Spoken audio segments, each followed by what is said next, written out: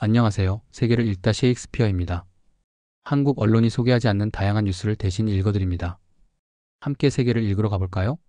지금 이 순간 전 세계 경제 전문가들이 깜짝 놀란 일이 벌어졌습니다. 미국이 중국에 강력한 관세 압박을 가하는 상황에서 중국의 수출이 오히려 7.2%나 급증했다는 소식이 들려온 겁니다. 더 충격적인 건 중국의 7월 수출액이 3,217억 8천만 달러로 전년 동월 대비 7.2% 증가했다는 사실입니다. 이는 시장 전망치였던 5.6%와 6월 수출 증가율로 0.8%보다 높은 수치예요. 의문 제기. 그런데 여기서 이상한 점이 있습니다. 미국이 중국에 대해 강력한 관세 정책을 펼치고 있는데 어떻게 중국 수출이 오히려 늘어날 수 있을까요? 블룸버그와 월스트리트 저널은 이 현상을 두고 프론트로딩 현상이라고 분석하고 있습니다. 쉽게 말해서 기업들이 앞으로 올 더 큰 관세 폭탄을 피하기 위해 지금 미리 물건을 내보내고 있다는 뜻이에요. 그런데 이상합니다. 우리나라 최대 무역 상대국인 중국에서 이런 중대한 변화가 일어나고 있는데 왜 한국의 주요 언론들은 이 문제의 본질을 제대로 분석해주지 않고 있을까요? 중국의 지난해 수출은 전년 대비 7.1% 증가한 25조 4,500억 위안 약 5천조 원을 기록했고 이는 한국 경제에 직접적인 영향을 미치는 규모입니다. 오늘 이 영상을 끝까지 보시면 알게 되실 세 가지가 있습니다. 첫째, 중국 수출 급증에 숨겨진 진실과 그것이 일시적인 현상인 이유. 둘째, 이 변화가 한국 경제와 우리 개인에게 미치는 직접적인 영향. 셋째, 앞으로 다가올 글로벌 무역 전쟁에서 한국이 취해야 할 전략과 개인 대비책입니다. 중국 수출 급증의 진실. 프론트로딩이란 무엇인가? 먼저 프론트로딩이 무엇인지부터 설명드리겠습니다. 프론트로딩이라는 건 앞당겨서 선적한다는 뜻이에요. 중국 기업들이 지금 하고 있는 일은 이런 겁니다. 앞으로 미국이 관세를 더 올릴 테니까 지금이라도 빨리 물건을 보내자 하는 것이죠. 실제로 이러한 수출 증가율은 기업들이 4분기부터는 본격화될 것으로 보이는 관세 위험을 회피하기 위해 최대한 상품들을 미리 해외로 배송하려고 노력한 결과라는 분석이 나오고 있어요. 숫자로 보는 현실. 구체적인 숫자를 살펴보겠습니다. 중국의 7월 수출액이 3,217억 8천만 달러로 전년 동월 대비 7.2% 증가했고 7월 수입은 2,235억 4천만 달러로 전년 동월과 비교해 4.1% 늘었다고 합니다. 그 결과 중국의 7월 전체 무역 규모는 총 5,453억 2천만 달러로 전년 동월 대비 5.9% 증가했고 7월 무역 흑자는 982억 4천만 달러를 기록했어요. 982억 달러라는 건 우리 돈으로 약 135조 원입니다. 이는 한국의 월 평균 수출액의 2배가 넘는 규모예요. 하지만 이게 전부가 아닙니다. 지금까지 말씀드린 건 겉으로 보이는 숫자에 불과합니다. 실제로는 훨씬 더 복잡한 상황이 벌어지고 있어요. 블룸버그는 이러한 수출 강세가 오래 남은 기간 동안 계속될지는 확실하지 않다라면서 이미 지난달 말부터 중국 항구의 컨테이너 처리 숫자가 이전 기간보다 감소하는 추세라고 지적했습니다. 이게 무슨 뜻이냐면 지금의 수출 급증은 일종의 당겨쓰기라는 겁니다. 앞으로 몇 달 동안의 수출을 지금 미리 해치워버린 거죠. 더 중요한 건 어느 나라로 수출이 늘었느냐는 겁니다. 중국이 수출 다변화를 위해 아세안, EU, 아프리카, 남미 등으로 수출 시장을 확대하고 있다는 분석이 있어요. 미국 시장에서 막힌 물기를 다른 곳으로 돌리고 있다는 뜻이죠.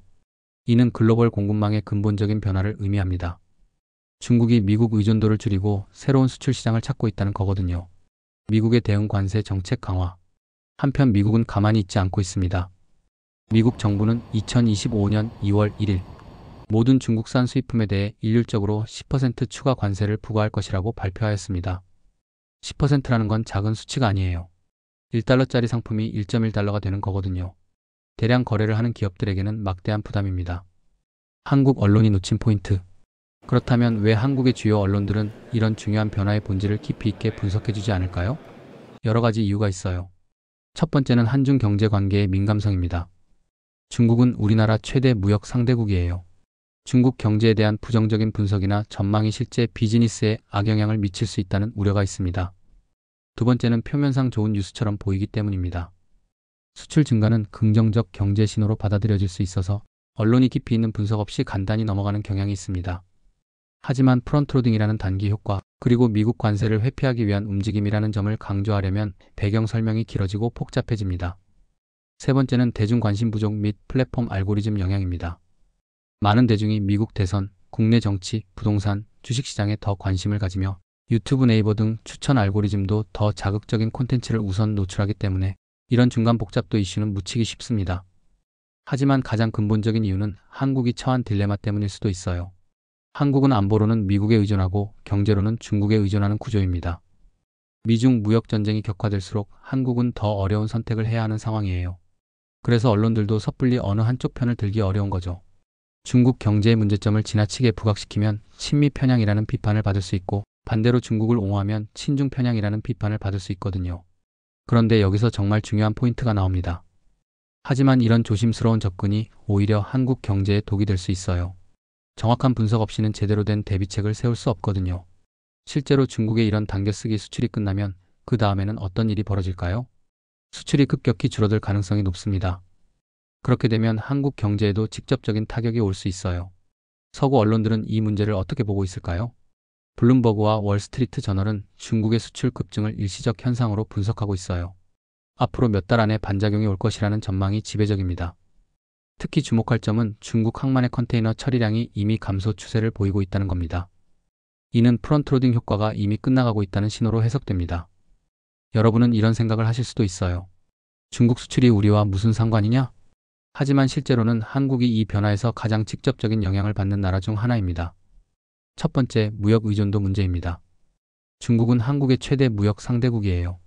중국의 지난해 수출은 전년 대비 7.1% 증가한 25조 4,500억 위안 약 5천조 원을 기록했는데, 이 중 상당 부분이 한국산 중간재와 부품을 활용한 것들입니다.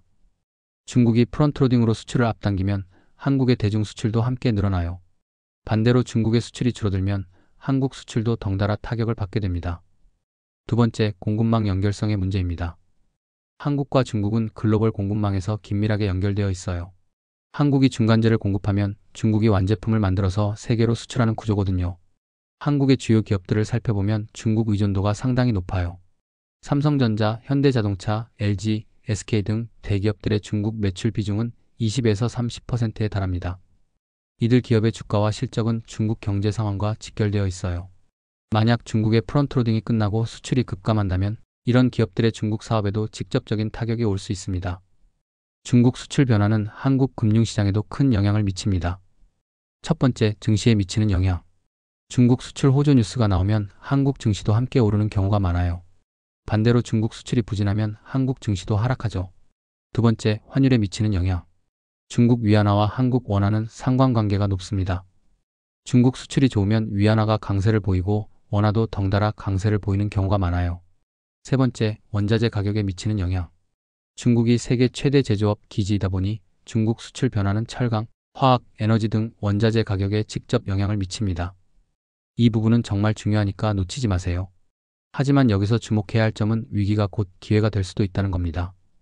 미중 무역 전쟁이 격화되면서 일부 글로벌 기업들이 중국에서 다른 국가로 생산 기지를 이전하고 있어요. 한국이 이런 기회를 잘 활용한다면 차이나 플러스 원 전략의 수혜를 볼 수 있습니다. 실제로 베트남, 인도, 멕시코 등으로 이전하는 제조업체들 중 상당수가 한국 기업들과 파트너십을 맺고 있어요. 부동산 시장에 미치는 영향. 중국 수출 변화는 한국 부동산 시장에도 간접적인 영향을 미칩니다. 중국인들의 한국 부동산 투자가 중국 경제 상황에 따라 크게 달라져요. 중국 경제가 좋으면 한국 부동산 투자가 늘어나고 반대면 줄어들죠. 특히 제주도, 강남, 해운대 등 중국인 투자가 많았던 지역에서는 이런 영향이 더 클 것으로 예상됩니다. 개인이 할 수 있는 대비책. 그럼 개인 차원에서는 어떻게 대비해야 할까요? 첫째, 중국 관련 투자 비중을 점검해 보세요. 중국 주식이나 중국 관련 펀드, ETF에 투자하고 계신다면 비중 조절을 고려해 볼 필요가 있어요. 프론트로딩 효과가 끝나면 반작용이 올 수 있거든요. 둘째, 환율 변동에 대비하세요. 중국 경제 변화에 따른 원화 약세 가능성에 대비해서 달러나 유로 등 외화 자산 비중을 늘리는 것도 고려해 볼 만합니다. 셋째, 중국 관련 업종 종사자라면 대안을 준비하세요. 중국 무역이나 관광업에 종사하고 계신다면 다른 시장이나 업종으로의 전환을 미리 준비해 보시는 것이 좋겠어요. 미래 전망과 해결책. 중국 수출 변화의 미래에 대해 세 가지 시나리오를 생각해 볼 수 있어요. 시나리오 1, 소프트 랜딩. 중국이 프론트로딩 이후의 수출 감소를 다른 시장 다변화로 상쇄하는 경우입니다. 아세안, EU, 남미 등 대한시장에서의 수출 증가가 미국 시장 감소분을 메우는 거죠. 이 경우 한국에게는 상대적으로 안정적인 시나리오입니다. 중국 경제가 급격히 나빠지지는 않으니까요. 시나리오 2, 중간 조정. 프론트로딩 효과가 끝나면서 중국 수출이 일시적으로 급감하지만 6개월 또는 1년 내에 정상화되는 경우입니다. 이는 가장 가능성이 높은 시나리오로 보입니다. 단기적으로는 중국과 한국 모두 어려움을 겪지만 장기적으로는 새로운 균형점을 찾는 거죠. 시나리오 3 하드 랜딩. 미중 무역 전쟁이 전면전으로 확대되면서 중국 수출이 급격히 위축되는 경우입니다. 확률은 낮지만 파급력이 가장 큰 시나리오예요. 이 경우 한국도 상당한 경제적 타격을 받을 수 있습니다. 가장 가능성 높은 전개. 전문가들은 두 번째 시나리오가 가장 현실적이라고 봅니다. 이러한 수출 강세가 오래 남은 기간 동안 계속될지는 확실하지 않다는 블룸버그의 분석처럼 현재의 수출 급증은 지속 가능하지 않을 것으로 보입니다. 하지만 중국의 제조업 기반과 글로벌 공급망에서의 위치를 고려할 때 완전한 붕괴보다는 조정 과정을 거칠 가능성이 높아요. 지금부터 나오는 내용은 아마 여러분이 처음 들어보실 겁니다. 사실 중국 정부도 이런 상황을 예상하고 있었어요. 2025년 중국 경제는 미중 무역 갈등 심화, 글로벌 경기 둔화 등 대외 불확실성이 높아지면서 성장의 하방 압력이 커질 것으로 예상되나 정부의 정책 지원에 힘입어 4% 초중반 수준의 성장세를 보일 것으로 전망됩니다. 4% 성장이라는 건 중국으로서는 상당히 낮은 수치예요. 과거 10% 성장에 익숙했던 중국이 이제는 중성장 시대로 접어들고 있다는 뜻입니다. 한국이 취해야 할 전략. 한국은 어떤 전략을 취해야 할까요? 리스크 관리. 중국 수출 변화에 대한 모니터링을 강화하고 기업들의 중국 의존도를 점검해야 합니다. 특히 중국 관련 매출 비중이 높은 기업들은 리스크 관리 체계를 구축해야 해요. 다변화 수출 시장과 공급망의 다변화를 가속화해야 합니다. 중국 외에 인도, 동남아시아, 중남미 등 새로운 시장 개척이 중요해요.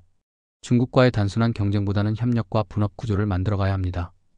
한국이 고부가 가치 영역에 집중하고 중국은 대량 생산을 담당하는 식의 역할 분담이 필요해요.